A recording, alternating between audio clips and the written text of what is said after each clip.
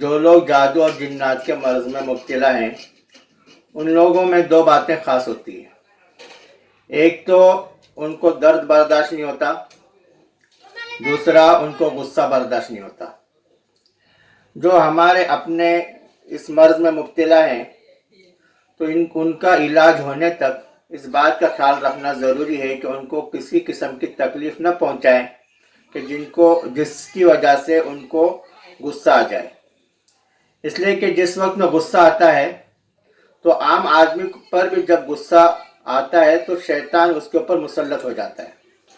جیسے کہ حدیث میں آتا ہے کہ جب غصہ آ جائے، کھڑے ہو تو بیٹھ جائیں، بیٹھے ہو تو لیٹ جائیں، ٹھنڈا پانی پی لیں، وضو کر لیں۔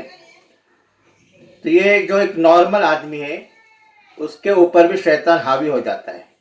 لیکن جو اس مرض میں پہلے سے ہی مبتلا ہو، جنات اور جادو کے اثرات میں پہلے سے ہی جب وہ مبتلا ہو تو اس کو جب غصہ آ جاتا ہے تو اس کو ڈبل اس کی تکلیف ہوتی ہے۔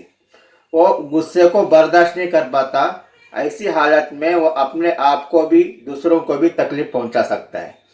تو ایسے شخص کو جہاں تک ہو سکے اس کو غصہ نہ آنے دے اور اس سے نرم بات کرے کہ جس کی وجہ سے اس کو غصہ نہ آئے، تکلیف نہ ہو۔ یہاں تک کہ اگر وہ کوئی غلطی بھی کرتا ہے تو اس کو نرمی سے سمجھائے، محبت سے سمجھائے، اس کو ڈانٹ ڈھپٹ نہ کریں۔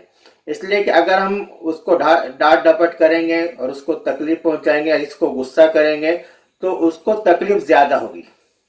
جب مریض کو جب غصہ آتا ہے تو اس وقت میں اس کے اندر والا شیطان اس میں حاضر ہو جاتا ہے، اور حاضر ہونے کے بعد میں وہ دوسروں کو بھی تکلیف پہنچا سکتا ہے اور خود اپنے آپ کو بھی تکلیف پہنچا سکتا ہے۔